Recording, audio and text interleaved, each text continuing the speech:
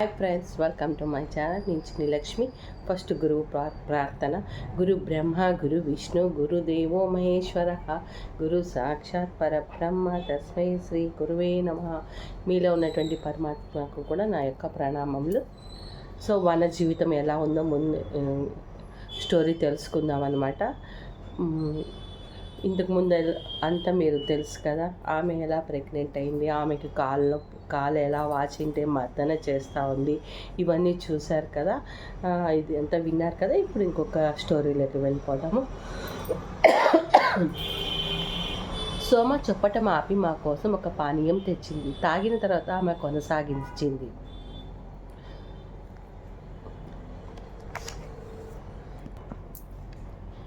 మేము అడవికి రాగానే మా వద్దకు మొదటగా వచ్చింది శాంత, శ్రీరాముని అక్క. మా తమ కుటీరముపు తలుపు దగ్గర నిలబడి ఉండగా ఒకరోజు ముని దుస్తులు ధరించిన ఒక స్త్రీ అట్టుగా వచ్చినట్టు కనపడింది. మాత ముఖముపై నవ్వులను కురిపిస్తూ ఉండగా ఆమెకు నమస్కరిస్తూ ఎదురు వెళ్ళింది. మాత తమ పెళ్ళైన తర్వాత శాంతను ఒక్కసారే కలిసింది. రాముడు అతని సోదరులు పుట్టకముందే మహారాణి కౌసల్య ఒక కుమార్తె శాంతకు జన్మనిచ్చింది. ఆమె ఋష్యశృంగ మహర్షితో వివాహం జరిగిన అది ఆమెకు ఆసక్తి లేక రాజమందిరం వదిలి ముని జీవితం గడప దానికి వెళ్ళిపోయింది. అయోధ్యకి దూరంగా ఉండటంతో ఆమె చాలా అరుదుగా కుటుంబం వద్దకు వచ్చేది. ఆమె గురించి చాలా తక్కువగా మాట్లాడుకునేవారు. వారి తల్లి కౌసల్య తప్ప మిగిలిన వారందరూ దాదాపు ఆమెను మర్చిపోయినట్లుగానే ఉండేవారు. తల్లి మాత్రం ఆమె కోసం ఎదురు చూసేది. రాముడు యవ్వనంలో శాంతయ్య అతనికి ఆదర్శం. అతని చిన్నతనంలోనే ఆమెకు అనేక సార్లు అతని కలలోకి వచ్చేది. అందుకే చిన్నప్పటి నుంచి ఆమెతో బంధం ఏర్పడింది. ఆమెకు కౌసల్యకి ఫస్ట్ ఒక బిడ్డ ఉండింది, ఆమె శాంత అంట. ఆమెను ఋషిశృంగతో పెళ్ళైన తర్వాత ఆమె అడవికి వెళ్ళిపోయినది. అప్పటి నుంచి వీళ్ళకంతా కాంట్రాక్ట్స్ పోయేసినాయి. కానీ రాముడు కౌసల్య ఆమె కోసం మాట్లాడడం కోసం ఎదురు చూసేవాళ్ళు. ఈ రాముడికి ఎప్పుడు ఈమె కలలోకి వచ్చేది. శ్రీరాముడు మాత వనవాసం నుంచి తిరిగి వచ్చారని విన్నప్పుడు శాంత వాళ్ళని కలుసుకోవాలనుకుంది, కానీ ఆలస్యం జరిగింది. మళ్ళీ మాత వనవాసంలోకి వచ్చిన తర్వాత వినగానే ఏం జరిగింది అని గబగబా అడిగింది. మాతను కౌగిలించుకొని కోపంగా వదిలివేసింది. సీత, ఇప్పుడు ఈ పరిస్థితుల్లో నువ్వు రాజమందిరంలో లేకుండా ఇక్కడికి ఎందుకు ఉన్నావు అని అడిగిందనమాట. సో ఆమెకి కోపం వచ్చింది, రాజ్యమందిరంలో ఉండాలి అనేసి. ఎవరైనా కానీ బిడ్డని జన్మనించేటప్పుడు ఎంతో అద్భుతంగా జీవించాలా, పుట్టినింట్లో ఉండాలా, అత్తగారింట్లో లగ్జరీ లైఫ్ కావాలని అనుకుంటారు కదా. సో శాంత కూడా అదే ఉద్దేశంతో అడిగింది అనమాట. రా శాంత, కూర్చో, చాలా దూరం ప్రయాణం చేసి వచ్చావు, ముందు ఏమైనా కొంచెం తిను, తర్వాత మాట్లాడుకుందాం. మాత శాంతంగా వదిలి ఇచ్చింది. మాత బలవంతం చేయడంతో శాంత కుటీరంలో ప్రవేశించి ఆహారం స్వీకరించింది. భోజనం పూర్తి అయిన తర్వాత ఆమె చేతులు పట్టుకొని గంభీరమైన స్వరంతో, నేను నీకు గతాన్ని ఇప్పటికి పరిస్థితమైన కారణాన్ని దాన్ని చూపిస్తాను.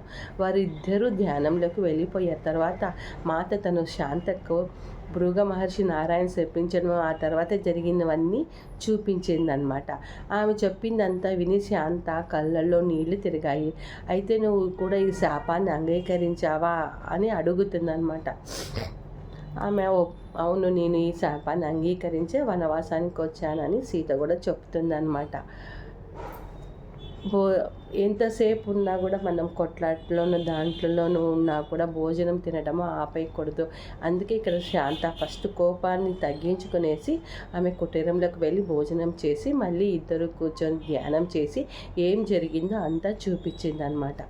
సో ఈ థర్డ్ ఐ అనేది అప్పటి కాలంలో ఒక టీవీ లాగా పనిచేస్తూ ఉండింది వాళ్ళకి. మా తనుని భర్తను మన జీవితాన్ని అంగీకరించి మందిరంలో సుఖాన్ని వదులుకోలేదు. అయితే నేను ఇక్కడ ఉండటానికి వేరే కారణాలు కూడా ఉన్నాయి. కాలక్రమంలో అవి వెళ్ళడమైతే నా పిల్లలు కూడా నాలాగే అరణ్యంలో స్వేచ్ఛగా సంచరిస్తూ మందిరాల కట్టుబాట్లకు దూరంగా పెరుగుతారు. నేను వారికి బాల్యంలో ఇవ్వదలిచిన శిక్షను ఇద్దామనుకుంటున్నాను. అది అయోధ్యలో సాధ్యపడదని నీకు తెలుసు. నేను వారి వినయం, సేవ, ప్రకృతి పట్ల ప్రేమ నేర్చుకోవాలని కోరుకుంటున్నాను. వారి స్థానం, అధికారాల గురించి తెలుసుకోవడానికి చాలా సమయం ఉంది అని చెప్తుందనమాట. అడవిలో ఉంటే స్వేచ్ఛగా పెరుగుతారు, ఏం కావాలో ఆయన తల్లి శిక్షణ ఇస్తుంది. అప్పటికి రాజ్యమంత్రాల్లో చాలా కట్టుబాట్లు ఉండేవన్నమాట. ఎవరు ఎక్కడికి వెళ్ళేవారు కాదు, ఏమి చేసేవారు కాదు. కానీ తల్లి దగ్గర కూడా చాలా తక్కువగా ఉండేవాళ్ళు. వాళ్ళంతా రాజమందిరంలో ఉన్నా కూడా వాళ్ళకి వీళ్ళకి చాలా దూరం పెరిగిపోతుందన్నమాట. కానీ ఇప్పుడు అడవిలో ఉంటే వాళ్ళకి కావలసినవన్నీ చేయగలనని సీత యొక్క నమ్మకం. ప్రపంచంలో ఏ త్యాగం ద్వారా నువ్వు ఎంతో ప్రయోజనం పొందుతుంది సీత. అయితే ఈ అయోధ్యలో స్త్రీలకు గౌరవం లేకపోవడం నాకు విచారం కలిగిస్తుంది. మాత వెంటనే ఆమె నోరు మూసి అలా అనకు అంది. తర్వాత మృదువైన స్వరంతో, రాముడు అత్యధికంగా గౌరవించేది నిన్నే. మా సుదీర్ఘ ప్రయాణంలో ఆయన తన సోదరుల గురించి తరచుగా ఎంతో ప్రేమగాను సున్నితంగానూ మాట్లాడినా నీ మాట వచ్చేసరికి ఆయన స్వరం చెప్పే విధానం మారిపోయింది.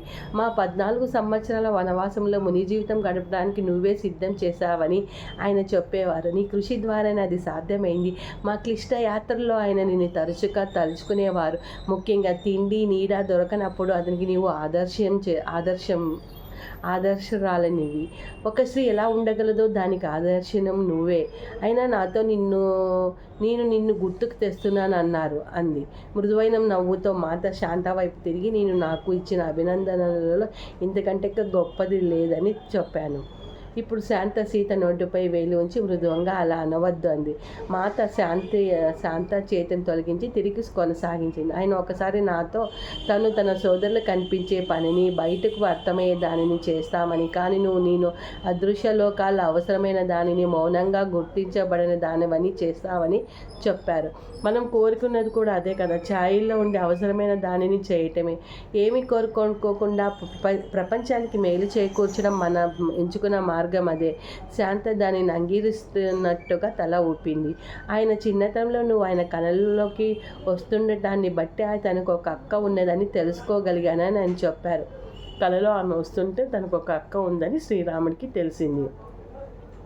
వాళ్ళంతా ఏదైనా చేయాలనుకుంటే వెనకల నుంచే శాంతి మార్గంలోనే ఎవ్వరికీ తెలియకుండా అన్ని యూనివర్స్కి, లోకానికి ఏం కావాలో అవన్నీ చేసేవాళ్ళు. శాంత ముఖము పైన విశాలమైన నవ్వు పరుచుకుంది. మేమిద్దరం పరస్పరం కళల్లో వచ్చేవాళ్ళం. మా చిన్న పిల్లవాడు నా వద్దకు వచ్చి బోధ చేసేవాడు. వ్యక్తిగతంగా మేము అరుదుగా కలుసుకున్నప్పటికీ మా మధ్య గొప్ప ప్రేమ పెంపొందినది.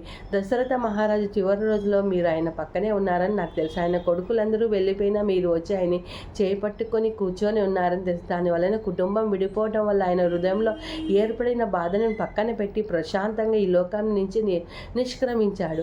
రాముడు ఈ విషయం నాకు చెప్పి మీరు చేసిన పనికి జీవితాంతం కృతజ్ఞుడై ఉంటానని చెప్పారు. తను చేయలేకపోయిన దానిని తండ్రి చివరి క్షణంలో ప్రశాంతత అందించినందుకు ఆయన ఎంతో సంతృప్తి పడ్డాడు. అంతేకాక నీవు ఎన్నో ఇబ్బందులు పడి అక్కడికి చేరావని తెలుసు శాంత. నీ త్యాగాలు నాకు తెలుసు, కానీ రామునికి కూడా తెలియనివి కావు అని చెప్తుందనమాట. వాళ్ళ నాయన దశరథ మహారాజు చనిపోయేటప్పుడు ఈమె పక్కనే ఉండి చేయి పట్టుకొని ఆయనకు చాలా సేవలు చేసిందని చెప్తున్నారు ఇక్కడ. ఎంతో ఉద్రేకభరితంగా ఇది నీకు తెలుసా అని అడిగింది. మాత తలవ ఊపింది.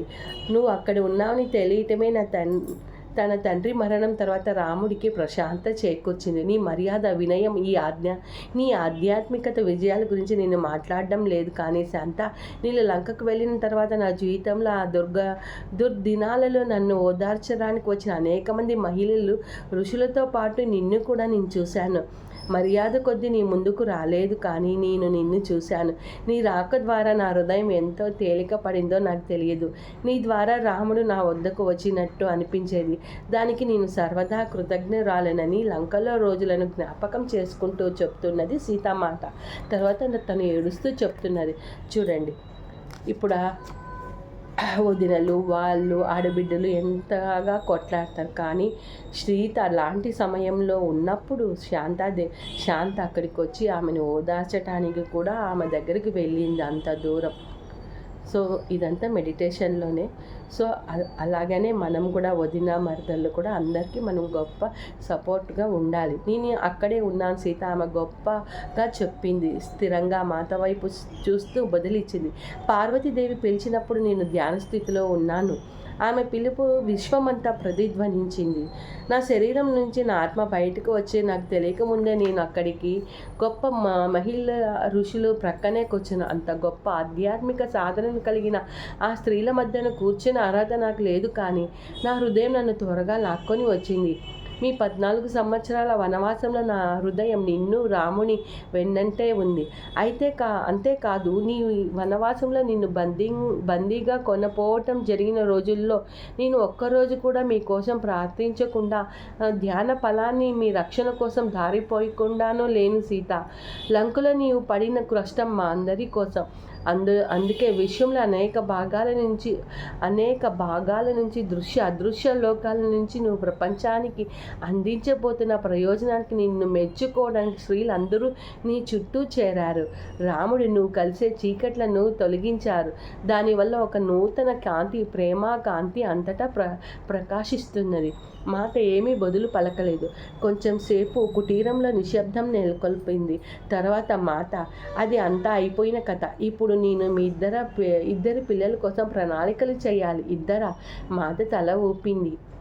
ప్రసవనం వరకు నీవు నాతో నీతో ఉంటాను సీత అని శాంత చెప్తుంది.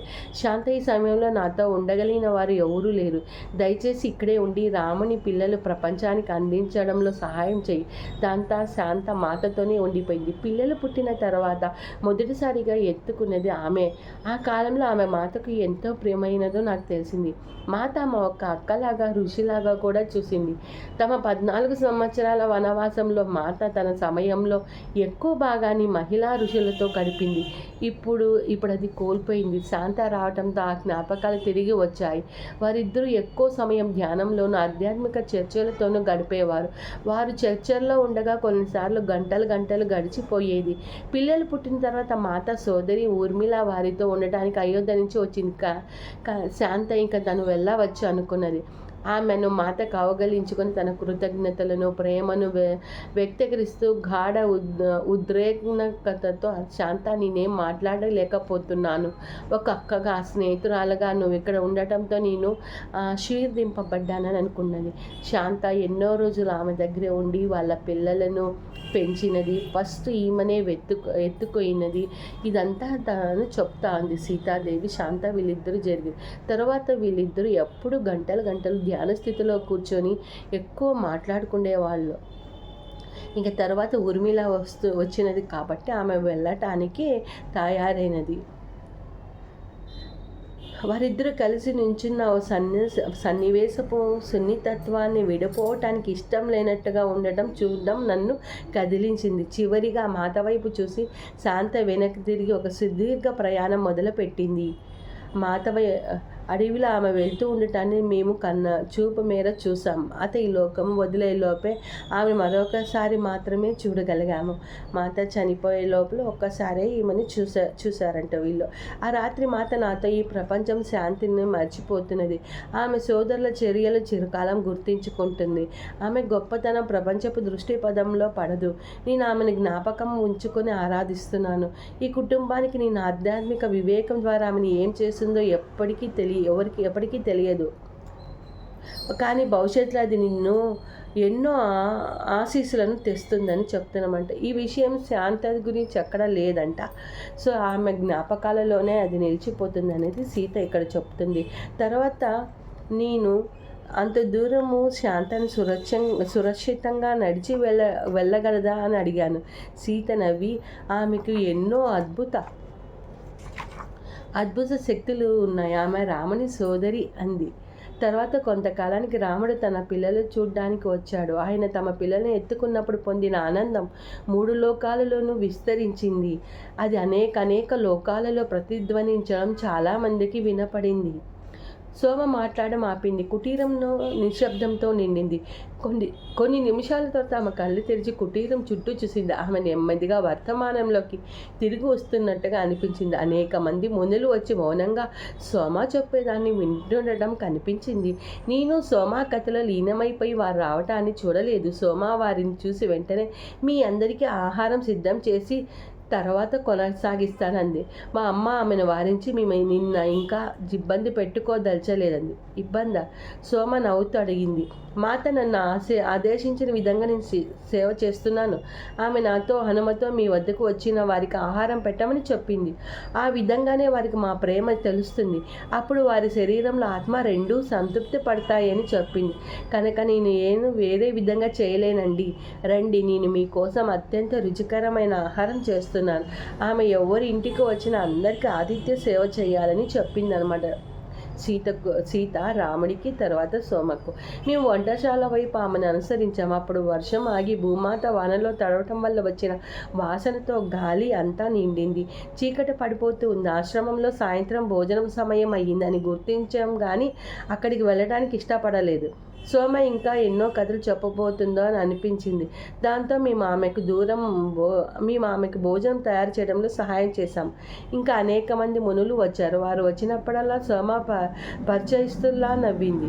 వారిలో ఒకరు మా అమ్మతో సోమ వద్దకి సందర్శకులు వచ్చారని, ఆమె సీతామాత కథలు చెప్తుందని విని ఆగలేక వచ్చామని వాళ్ళందరూ చెప్తున్నారు. నేను ముద్ద నోట్లో పెట్టుకోబోతుండగా నాకు హఠాత్తుగా ఒక విషయం స్ఫురించింది. సోమ పెట్టిన ఆహారం తిన్న తర్వాత నేను విశ్రాంతిని, ప్రశాంతతను భావిస్తున్నాను. నీ ఆహారం మిగిలిన ఆహారం కంటే భిన్నంగా ఉన్నది. దానివల్ల నేను స్వంతన పొందుతున్నానని ఇష్టంగా చెప్పాను సోమతో. ఆమె నవ్వింది. ఆహారం అనేది శరీరంతో పాటు ఆత్మకు కూడా పోషణ ఇవ్వాలని మాత నాకు బోధించింది. వివిధ రకాల పదార్థాలు నాడీ మండలం పైన భిన్న ప్రభావాలు చూపడమే కాక మనసును కూడా ప్రభావితం చేస్తాయి. మనల్ని ఆహారం ద్వారా నిలిచి ఉండేటట్టు చేస్తున్న భూమాతకు ఈ విధంగా మన అవసరాలను తీర్చేటట్టు ప్రణాళికలను ఏర్పరిచింది. మన ఆహారం వండేటప్పుడు ఆ విషయం పట్ల ఎరుకతో ఉండి భూమాతకు కృతజ్ఞతతో ఉంటే ఆమె ప్రతి మొక్కలోనూ ప్రత్యేక లక్షణాలను మేల్కొల్పుతుంది.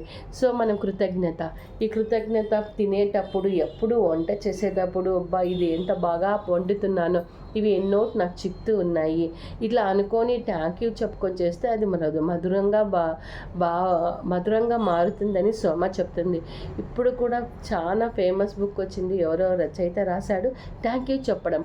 ప్రతి ఒక్కదానికి మనం కృతజ్ఞత చెప్పడం ద్వారా ఆహారం కానీ మనుషులు కానీ వాళ్ళు మనకి ఇంకా ఎక్కువగా ఉపయోగపడతారు. మనకు మంచివి చేయడానికి కూడా మనకి ఎక్కువ శక్తి కూడా మనకి వస్తుంది వాళ్ళకి థ్యాంక్స్ చెప్పడం ద్వారా. తర్వాత మన మధ్య ఏమైనా పోట్లాట్లు ఉన్నా, ఏమైనా అనుకోవడాలు ఉన్నా కూడా అవన్నీ క్రమక్రమంగా తగ్గిపోతాయి. కృతజ్ఞతకు అంత శక్తి ఉన్నది. మేము తినడం ముగించి ఆ పరిసరాన్ని శుభ్రం చేసి లోపలికి వెళ్ళాం. సోమ నిదానంగా మా అమ్మతో గురుకులం గురించి మాట్లాడి తెలుసుకుంది. నేను ఆమె కథ కోసం అసహనంగా ఎదురు చూడసాగాను. నెమ్మదిగా ఆమె కళ్ళు మాట్లాడడం మొదలుపెట్టింది. మాత మళ్ళీ అరణ్యానికి ఎందుకు పిలువబడిందో, ఆమె మళ్ళీ తపస్సు ఎందుకు చేయవలసి వచ్చిందో తెలుసుకోవడానికి నాకు ఎన్నో సంవత్సరాలు పట్టింది. ఆ శ్రమంతా మన పడి తీరాలి. శ్రీరామునికి అది మరింత కష్టం. ఆ ఎడబాటును ఆయన మరింత తీవ్రంగా భావించాడు. మాతకు అది తెలిసినా ఆయన బదులు కూడా ఇబ్బంది పడింది. ఆయన ఆరోగ్యం, మనశ్శాంతుల కోసం సరైన ఆహారాన్ని తయారు చేయడం, వడ్డించడం, సేవ చేయడం, రాజ్యపాలనలో సహాయపడడం, కష్టకాలంలో ఓదార్చడం వంటివి ఆమె ఎంతో శ్రద్ధతో చేసింది. పిల్లలు లవకుశలు పుట్టి కొంత కోలుకున్న తర్వాత ఆమె ఎక్కువ కాలం అరణ్యంలో తన మిధులలో చిన్నపిల్లలుగా ఉన్నప్పుడు అలవాటైన విధంగా తిరుగుతూ ఉండేది. కొన్నిసార్లు పిల్లలతో సహా ఆమెతో వెళ్ళేదాన్ని. ఆమె ఒక కీటకాన్ని అదే పనిగా చూస్తూ ఉండేది. ఒకానొక సందర్భంలో ఆమె విచారము ధ్వనిస్తున్న స్వరంతో, భవిష్యత్తులో ఈ తీగ అంతరించిపోతుంది, కానీ అది ఎంతో చక్కగా ఉంది చూడు అనేది. ఒకసారి ఆ ఉల్లాసంతో ఆమె ముఖం మరుస్తూ ఉండేది. అన్ని రకాల పక్షులు మా కుటీరంలో వద్దకు వచ్చేవి. మాత వాటన్నింటినీ పిలిచేది. వాటి భిన్న రూపాలు, రంగులు, వివిధ శబ్దాలు అన్నీ ఆమెకు ఆనందాన్ని కలిగించేవి. ఆమె వాటి సమక్షంలో హాయిని పొందేది. ఆమె పెద్ద పక్షులు కళ్ళలోకి చూడటానికి ఇష్టపడేది. అప్పుడు ఆమె వాటితో మౌనంగా సంభాషిస్తుందని అనిపించేది.